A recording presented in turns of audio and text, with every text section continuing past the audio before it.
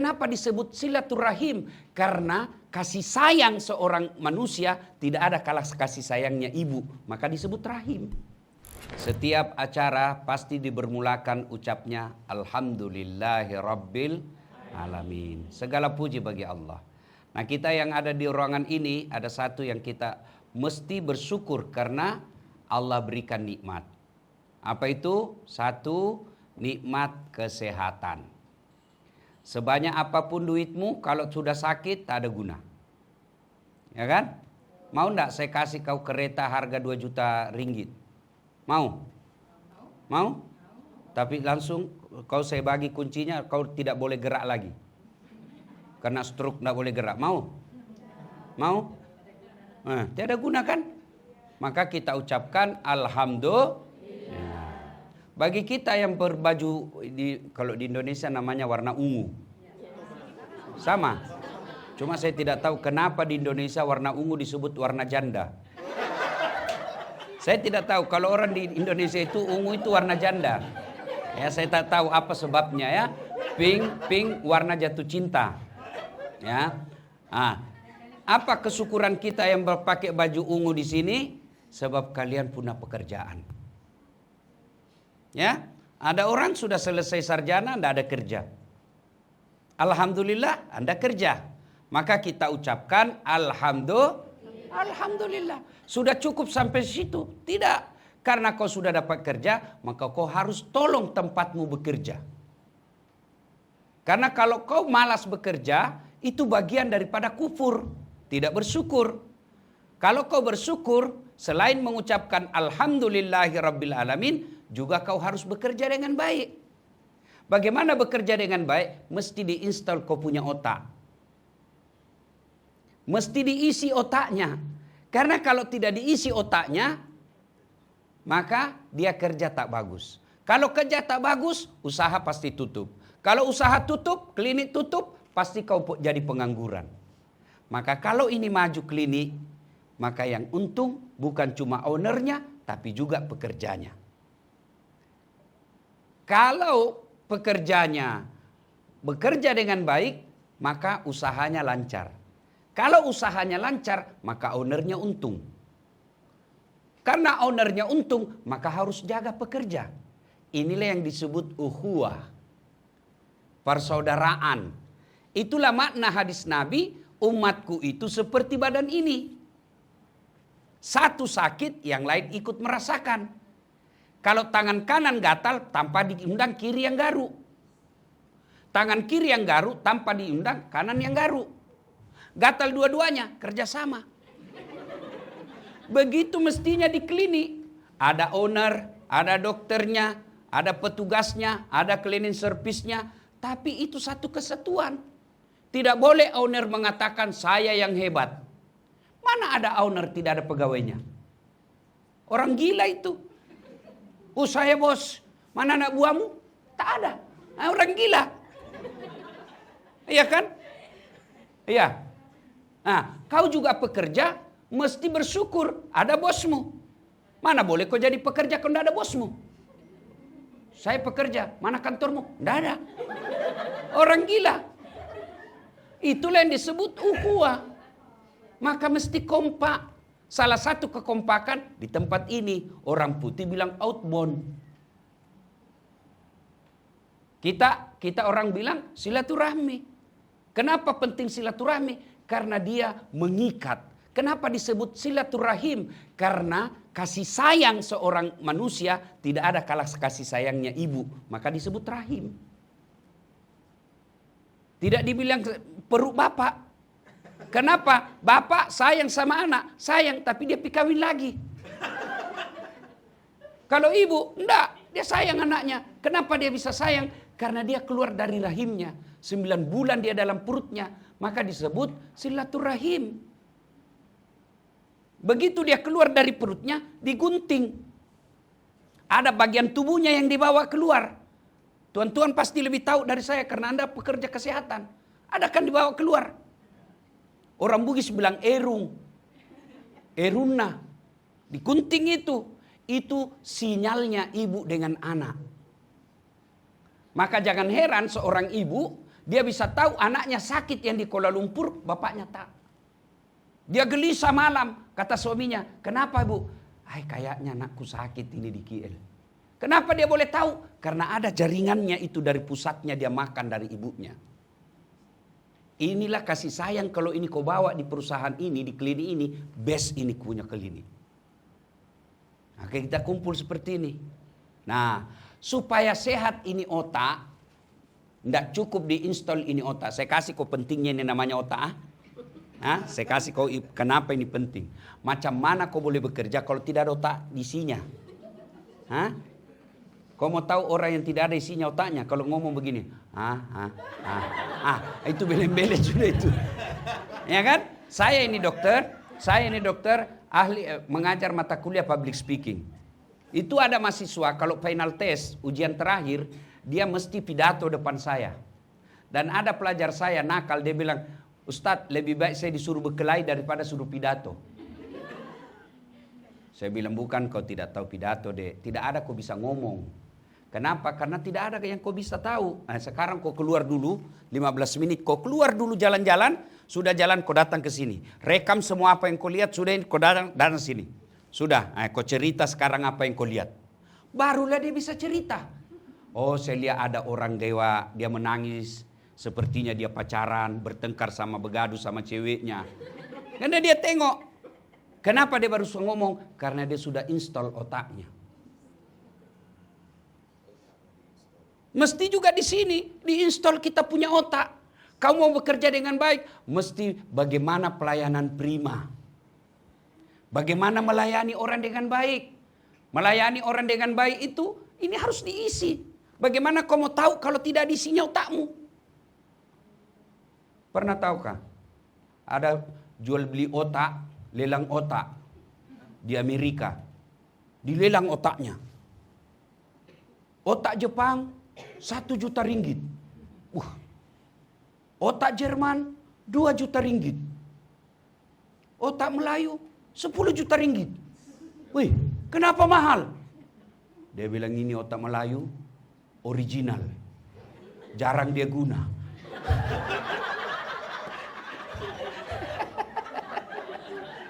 Ini Jepun sama Jerman, wah sudah aus dia. Sudah tire, tahu tire kan? Nah, itu kalau sudah gundul, berarti sudah banyak guna dia ini ya. Kalau tire yang dia masih original, itu masih baik dia punya karet. Ini otaknya ini gajar dia guna ini. Maka jangan heran kita orang Melayu kalah dengan orang putih. Kenapa? Otaknya selalu dipakai. Coba lihat kita orang Melayu Pak. Orang Jepun bikin kereta, itu kan ada safety belt-nya. Untuk apa itu safety belt? Untuk apa? Keselamatan. Dan kalau pentingnya itu keselamatan, kalau kau tak guna itu safety belt-mu, dia kasih kau peringatan. Tik, tik, tik, tik, tik, tik, tik, tik, supaya kau guna. Tapi kita orang Melayu, kita beli lagi itu yang satu khusus tusuk gini. Kau ketawa karena kau begitu semua tuh. Makanya orang Jepun bingung. Dia bilang ini dikasih keselamatan. Dia memang tidak jaga otaknya. Dikasih helm lagi. Dia tidak guna lagi helmnya. Dia tidak sayang memang otaknya. Padahal otak inilah paling penting dalam tubuh kita. Dalam otak ada yang disebut saraf. Prosesor kalau dia komputer. Kalau otakmu itu rusak, maka semua fungsi tubuhmu rusak. Itulah otak. Maka dia mesti diisi. Inilah diisi. Apakah otak cukup? Isi kecerdasan, matematika, fisika, kedokteran, kimia, semua cukup? Belum. Iman. Kalau otak saja, kau tidak boleh kalah itu AI. AI. Ya kan orang putih bilang begitu. Kalau orang Indonesia AI. Artificial Intelligence. Kau tidak boleh kalah itu. Coba lihat itu di WhatsApp, ada itu namanya Meta. Kau tanya itu semua dia boleh tahu. Kau tulis siapa Dasat Latif. Nah, keluar itu. Sampai biniku pun dia tahu. Itu hebatnya itu meta. Kalau kau merasa warga dunia, kalau tidak ada namamu di meta berarti belum kau dibaca oleh dunia. Itu salah satu bukti bahwa kita penduduk dunia. Kalau kau tulis namamu di meta ada dijelaskan berarti kau memang sudah warga dunia. Namanya warga net. Netizen namanya. Kalau tidak ada namamu, berarti kau belum dikenal. Ya, kau tanyalah apa semua di situ. Kau tidak boleh kalahkan mereka itu. Kau tidak boleh kalahkan itu namanya komputer. Kau tidak bisa kalahkan itu namanya kalkulator dalam berhitung. Tapi apa kelemahannya? Dia tidak punya jiwa. Dia tak ada rasa. Inilah kelebihannya manusia. Rasa itu didapatkan dari hati. Bedanya kita dengan robot, mesin, kalkulator, komputer, laptop. Mereka tidak punya hati. Itulah Nabi bilang, dalam dirimu terdapat segumpal darah. Apabila segumpal darah itu sakit, sakitlah seluruh anggota tubuhmu. Tapi kalau segumpal darah itu sehat, sehatlah seluruh anggota tubuhmu. Saya bertanya, apa segumpal darah itu ya Rasul? Nabi menjawab, dialah qalbu. Hati. Dialah hati. Makanya, kau tengok, kau bawa kereta, dari Tawau pergi Keke. Yang menyetir apa? Pegang setir apa? Tangan. Gas rem apa? Kaki. Yang melihat itu jalan apa? Yang berpikir sepanjang jalan apa? Otak. Tapi begitu ada tikungan, apa tertulis? Hati. Tidak ada tertulis otak. Iya toh? Berarti memang ini hati is the best. Iya toh? Ada pengumuman di klinik. Yang melihat salah type, salah ketik apa? Mata. Yang menulis apa? Tangan. Yang berpikir apa? Otak. Tapi begitu ada pengumuman, apa kata announcer? Perhatian. Tidak ada katakan permataan. Iya kan? You understand? You understand? Alhamdulillah, kullu bikhair. Ini alhamdulillah. Maka datang di sini jangan sekedar update status. Outbound guys. Ya, pegang seat golf. Tidak ada guna. Sia-sia waktumu, habis uang, habis masa, kau tidak ada masuk di sini. Itu disebut merugi. Maka Allah katakan, gunakan waktumu dengan baik. Wal asar. Demi masa. Sesungguhnya manusia dalam keadaan kerugian. Kecuali mereka yang nasihat menasihati. Mereka yang beriman. Beriman itu harus diisi hati. Kalau dia cerdas, brilian, smart, tapi tidak ada hatinya, dia bisa jadi lebih bahaya dari binatang. Saya tidak tahu apa bahasa Melayunya bajing. Bajing. Ada tuh yang lompat-lompat. Itu di Indonesia namanya binatang bajing. Itu dia cuma makan kacang-kacang.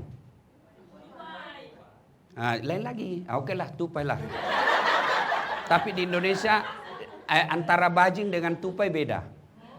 Ya. Tupai itu yang ada merah, ada putih di sininya. Ada ekornya, itu tupai. Kalau bajing itu mirip-mirip tapi dia lebih besar. Makannya kacang-kacangan, bajing namanya. Tapi bajingan, itu aspal dia makan. Besi dia makan. Semen dia makan. Ya kan? Gas dia makan. Itu kenapa? Dia cerdas tapi tidak ada hati imannya, Bapak. Maka di sini guna iman. Maka penyakit-penyakit itu yang bisa merusak kita punya klinik. Satu, sombong. Dia merusak hatimu kalau sombong. Dia merasa dokter. Dia anggap remeh perawatnya. Jangan kau tengok temanmu yang dokter di sini. Bukan juga dia ya. Kau dokter merasa hebat, mana bisa kau kerja kalau tidak ada perawat? Tidak boleh. Itu yang disebut sistem. Sistem itu antara satu dengan yang lain saling memerlukan. Karena butuh katanya di sini bahasa jorok. Ya kan? Indonesia itu memerlukan ya. Ya. Ada lagu di sini saya suka, namanya judul lagunya Suci Dalam Debu. Kau tahu itu suci dalam debu? Tayamum. Iya dokter kan suci dalam debu, itulah tayamum. Engkau bagai air yang jernih di dalam gelas yang membeku. Apalagi itu? Sudahlah. Ya, nah ibu bapak saudara-saudara sekalian, dokter jangan menganggap remeh perawat. Karena kalau dia marah, dia kasih kau alat yang salah, kamu bisa jadi malpraktek. Perawat juga jangan kau remehkan doktermu. Karena kau bisa jadi perawat karena ada dokter. Maka kita harus bersinergi namanya. Bekerja sama. Bekerja sama dan sama-sama bekerja. Beda maknanya itu. Bekerja sama, kita saling kompak. Sama-sama bekerja, kau bekerja, saya juga bekerja. Mesti ini ada. Apa yang kau mau sombong kalau seorang dokter? Saya sampai detik ini belum pernah lihat dokter yang hebat. Kenapa? Karena kalau saya pergi berobat, saya juga kasih tahu penyakitku. Iya toh? Baru masuk dia bilang, Ustadz, ada apa Ustadz? Saya mencerit-mencerit dok. Dia tanya, kenapa bisa? Dalam hatiku urusanmu. Saya juga mesti kasih tahu. Saya makan ini dok saya. Itu kan yang hebat baru dah. Kau pasti mencerit. Nah kan? Iya. Coba. Mana hebat itu dokter kalau tidak ada dibagi tahu sama pasiennya. Diperiksalah kita. Neng.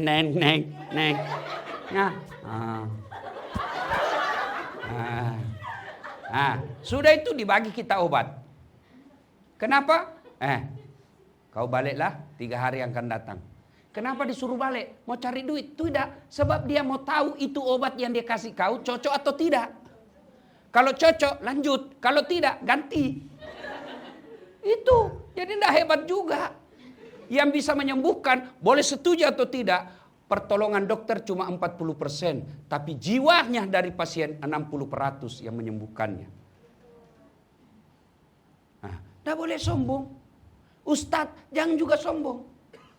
Kau mau seperti saya. Mau sombong? Tak boleh. Kenapa? Saya bisa jadi ustadz karena ada pendengar. Mana boleh saya ceramah di sini kalau tidak ada yang dengar. 1 jam saya tidak ada yang dengar. Lewat Dokter Asma, sudah lama sakit itu Ustaz. Iya kan? Maka dalam klinik ini tak boleh ada sombong. Kamu pegawai, jangan kau rasa meremehkan cleaning service. You know cleaning service? Ya? Jangan kau anggap remeh. Kamu bisa bekerja, kamu bisa kerja dengan baik karena ada itu cleaning service kasih bersih. Mana boleh kau kerja kalau masuk gitu ya? Siapa mau kau suruh kasih bersih? Ya cleaning service. Tidak mungkin Dokter Asman. Dok, kasih bersih dulu ini. Tidak mungkin toh. Iya.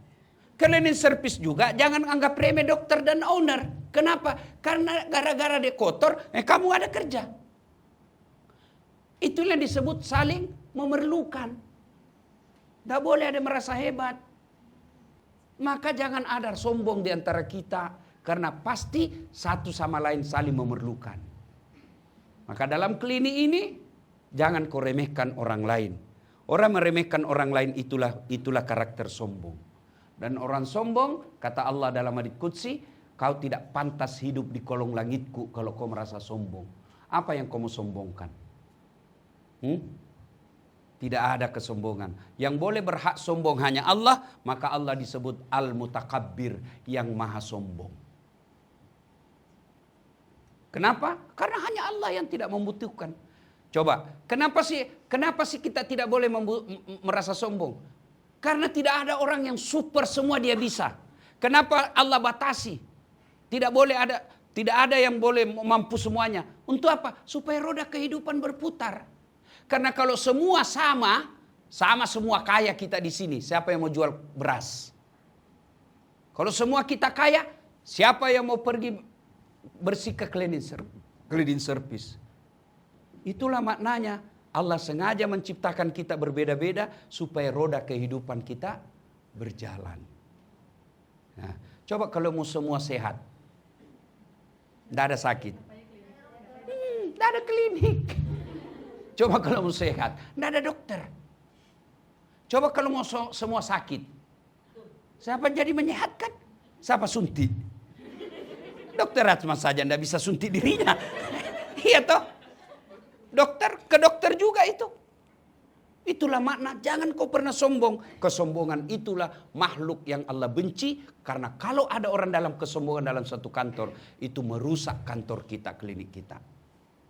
Yang kedua, ya, ini apa itu? Penyakit malas. Pemalas. Orang yang pemalas itu tidak ada guna-gunanya. Yang kok ketawa, saya serius ini. Mohon maaf ya, itu biasa saya lihat itu budaya kita ini budaya malas. Banding orang Jepun. Orang Jepun tuh jam 8 tidak ada lagi di jalan. Mereka semua sudah di office. Kita jam 8 minum pagi. Sudah satu kali minum tuh. Belum pergi bekerja sudah minum. Tengah hari minum tengah hari. Sudah 2 kali minum. Sore lagi minum petang. Sudah 3 kali minum tuh. 1 kali minum ambil masa 1 jam. Berapa jam kau kerja? 8 jam tapi 3 kali minum. Tinggal 5 jam. Ayo, belum lagi gosip. Ada pasien. Iya kan? Kau tidak gosip pasien, tapi kau tengok dia dari masuk. Kau ketawa karena kau semua pelakunya. Iya. Ya. Nah. Saudara, supaya kau bisa bekerja dengan baik karena masa terhad, ya, akhirnya ya, bekerjalah lillahi ta'ala. Ya. Orang kaya datang, datuk datang, Tan Sri datang, kau layan dengan baik. Jangan kalau Tan Sri datang, orang kaya datang, kau layan dengan baik. Orang miskin datang, mukamu saja becul. Banyak cerita berwangun. Kau punya duitnya juga ini. Itu kalau kau begitu, kau tidak dapat pahala. Kalau kau tengok orang, datang orang tua, dia orang susah, kau dalam hati, saya mau layan selayaknya ibu saya. Saya anggap dia ibu saya, maka kau pasti layan dia dengan baik. Kau datang lihat tengok lagi bapak-bapak, macam atok saya ini, saya mau layan dengan baik. Jangan kau cari uangnya semata, karena kalau kau cari uang semata, kau dapat uang di dunia, tapi di akhirat, ya Allah, saya kerja di klinik 10 tahun, mana pahlaku? Malaikat katakan, Allah dia bohong. Dia kerja di klinik bukan karena lillahi ta'ala, tapi karena mau cari duit. Itulah sebabnya semua ibadah kita selalu niat, apapun jenis ibadahmu, mau sholat, mau puasa, selalu kita katakan lillahi ta'ala. Semata-mata karena Allah. Kalau kau kerja semata-mata karena Allah, capek, letih, penat, ngomel pasien, semua jadi amal. Kenapa? Karena kita niatkan lillahi ta'ala. Demikian, semoga ada manfaat. Lebih dan kurangnya mohon dimaafkan. Assalamualaikum warahmatullahi wabarakatuh.